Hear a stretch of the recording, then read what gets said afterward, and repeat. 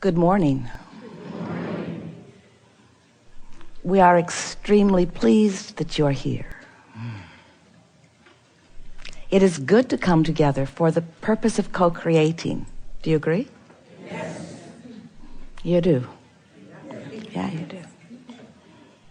You're knowing what you are wanting? Yes. You like knowing what you are wanting? Yes. It's fun to bring desire into focus, isn't it? Yes. Is it? Sometimes it is and sometimes it isn't. If bringing desire into focus feels good to you, that means you are somewhere in the vibrational range of your desire. If bringing desire into focus feels uncomfortable to you, that means you've identified what you want, but you're nowhere near it in belief. Because when you want something you don't believe, and we say, you like bringing desire into focus? The answer has to be no, no. I felt better before I knew I wanted that thing I don't believe I can have. But when I believe I can have that situation, that experience, that relationship, that life experience, when I believe I can have it, that's why your little ones are happier than you are. They still believe. You haven't convinced them yet that life sucks.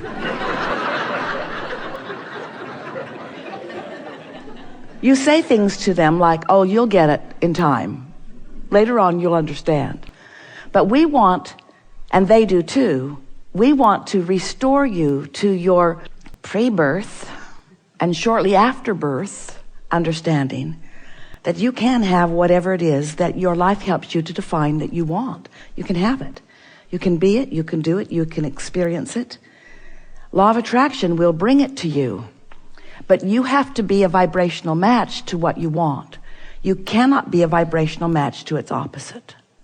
So if your belief is one of doubt, you are a vibrational match to the opposite of what you want.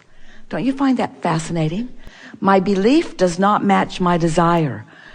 Now, when you think about it from the standpoint of what you've been hearing from us for a while, my belief simply does not match my desire. Doesn't that sound silly to you? My belief doesn't match my desire. Well, why not? Well, because I'm really smart and I've been observing what is. And I've been observing what I've been living, and what I've been living doesn't match what I want to live, and therefore my belief, which is based upon what I've been living, doesn't match my desire. And we say, well, if that's the case, then it is going to be pretty slow going for you to get from where you are, if it is a place you don't want to be, to where you want to be, if the majority of your attention is being given to what is.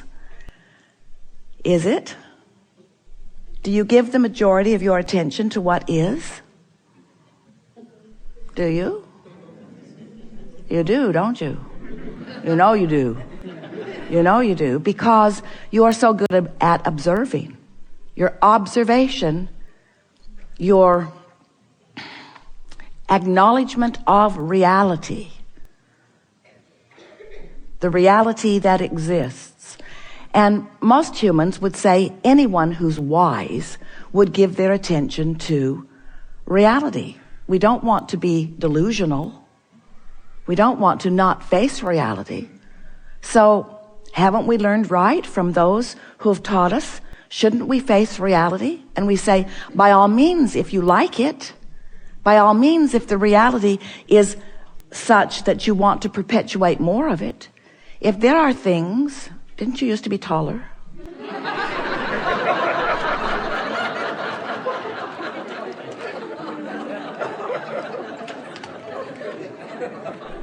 If there are things that you are observing that are not matching what you desire, and you continue to observe them, then you're continuing to let your observation of unwanted things train your vibrational frequency, because a belief is only a thought that you keep thinking. A thought is only a point of focus. So if you continue to observe what is and comment on what is, then you're practicing a vibration of what is and establishing a pattern. We call it your grid or your point of attraction. It's that basis of who you are, like the framework of a building that will fill in with the details. So if you're focusing upon what is primarily, and what is pretty good, then your point of attraction is pretty good, and you continue to attract more that is pretty good. But if you're focusing upon something really unwanted, and it's easy to do because you live in a world where there are experts who will scour your planet for unwanted things. Groups of them with cameras. And then they dramatize them with music. And they bring them to you as facts, factual evidence of what is. And you say, I need to be an informed citizen. I need to know what's happening in my world. Therefore, I will study with excruciating discipline the facts of this world. And we say, as you weigh the pros and cons, you practice a vibration of wanted and unwanted. As you examine the pluses and the minuses, you practice a vibration of wanted and unwanted.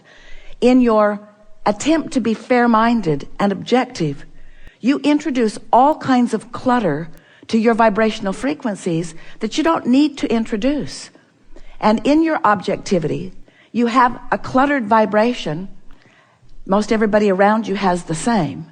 And so most of you live lives of not much excellence, but rather of mediocrity, because you're practicing your vibration, I want it but. So your desire is canceled by your doubt about it.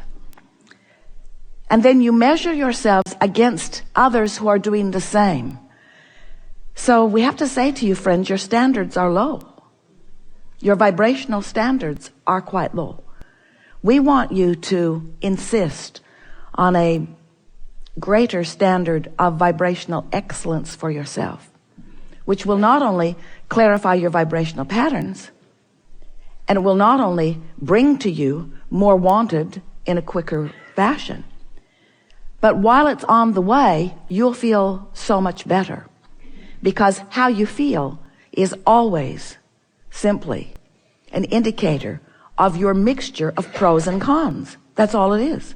Pluses and minuses, wanted and unwanted, beliefs and doubts, desires and don't believes, or desires and beliefs.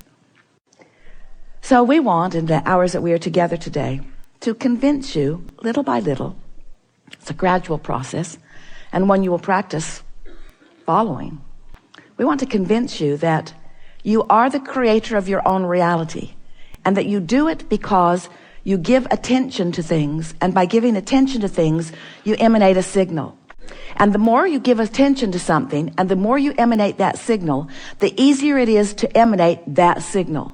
Because law of attraction makes whatever you've got going on easy to continue. It's more difficult to change a signal. It's more difficult to stop a belief, or the accurate way to say that is to begin a more productive, more beneficial belief. You live in a world that is based upon attraction. There is no exclusion in this universe in which we are all focused, which means there's no such thing as no. You can't look at unwanted and push it away, because when you look at unwanted, you call it to you. Because when you look at unwanted, you offer a vibration about unwanted. And when you offer a vibration about unwanted, it's introduced into your point of attraction. And anything that's introduced into your point of attraction is a player in what you allow to come to you, or what you disallow to come to you. In other words, it's all about what you've got going on vibrationally. So we are really not advocating that you identify things unwanted and say no to them at all. But we also understand that there are plenty of things that you want to say no to, and it's right that you would.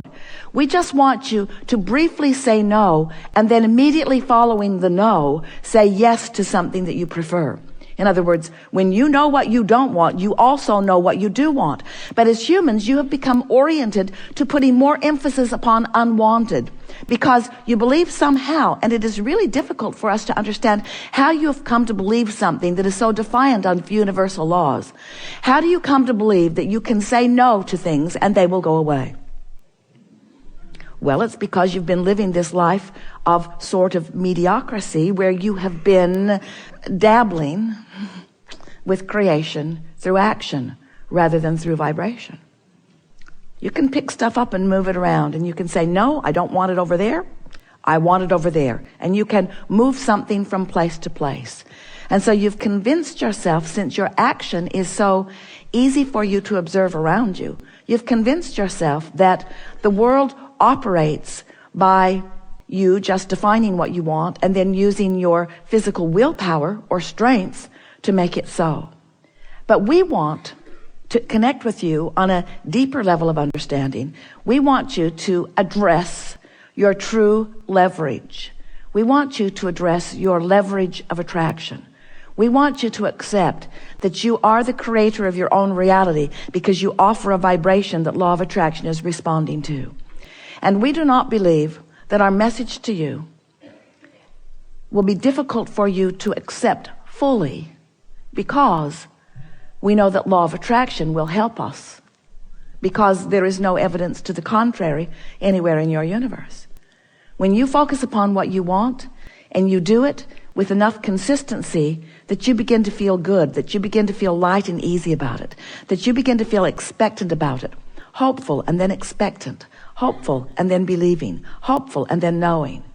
We know that when you know when you know something, you are in the vibrational place to allow the reality of it to be evidenced in your experience.